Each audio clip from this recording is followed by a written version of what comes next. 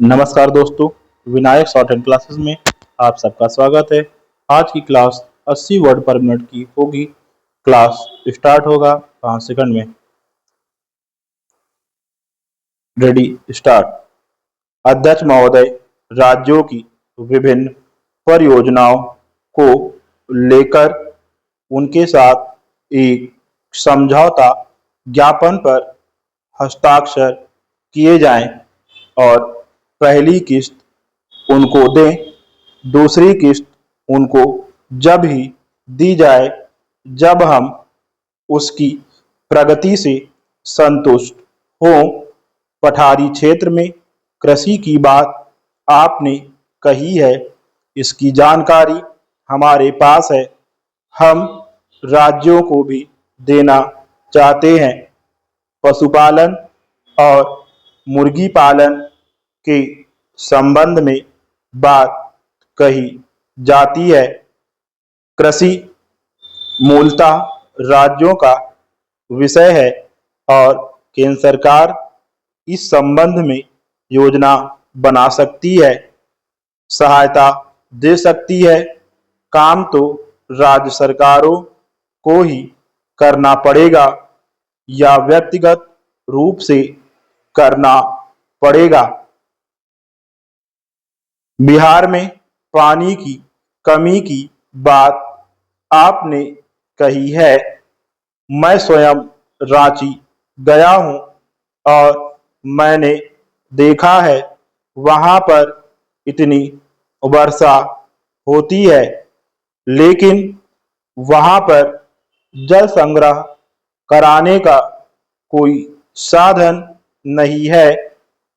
पानी की कमी पठारी भूमि में होना संभव नहीं है। वहाँ और किसी चीज की कमी हो सकती है, लेकिन पानी की कमी नहीं हो सकती, यह मैं मानता हूँ। जहाँ तक बिजली को हटाने का संबंध है, सहकारिता के अतिरिक्त इसका कोई रास्ता नहीं है। जब महाराष्ट्र का किसान करता है, बिहार का ना करे, उत्तर प्रदेश का ना करे, तो यह विडंबना है। इसमें सरकार का कोई दोष नहीं है। एक दोष अवश्य है कि महाराष्ट्र में सरकार द्वारा स्वयं उनके साथ होना पड़ता है, जबकि इन राज्यों में अनावश्यक हस्तक्षेप होता है।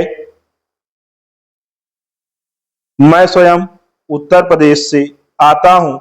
उत्तर प्रदेश में सहकारिता कानून को पास कराने में मैं सफल नहीं हुआ हूँ।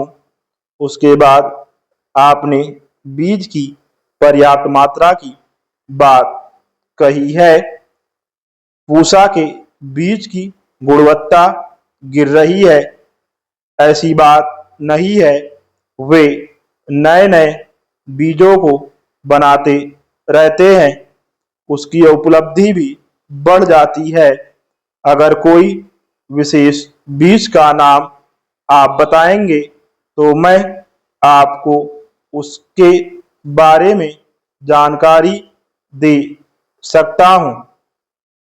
कृषि मजदूरी की बात आपने कही। मैंने यह बात पहले भी कहा कि न्यूनतम मजदूरी निर्धारित की जाती है राज्य सरकारों द्वारा।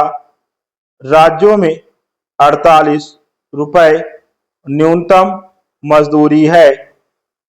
कई राज्यों में कहीं कहीं ज्यादा है और कहीं कम। ग्रामीण इलाकों में उनकी स्थिति कमजोर होने के कारण ऐसा होता है। पश्चिमी उत्तर प्रदेश, हरियाणा और पंजाब जहां वास्तविक मजदूरी 48 रुपए है, लेकिन वहां देने पड़ते हैं 80 से 125 रुपए।